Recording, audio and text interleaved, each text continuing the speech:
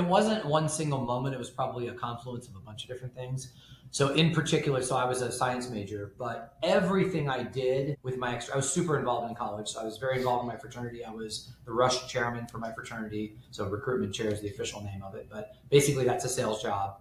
And then I was really involved on campus activities, and all of them tended to navigate themselves around sales and marketing. And what I realized was that was fun and interesting, and the actual coursework I was doing was a grind and boring. So I did the one because I had to, and I did all the other stuff because I wanted to. And I said, wait a second, what am I doing? And I said earlier, there's probably some cultural things that made me want to be a doctor or whatever. It wasn't actually true because both my parents are MBAs. They actually met in business school. So that's how they met. So my dad's a marketing person, gone on to finance and other things. My mom's an HR person.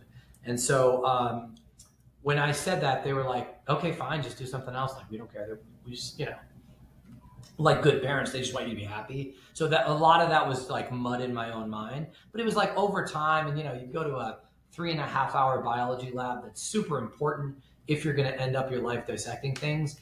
But if you're going to go sell Cheerios like I did, it's really not that important.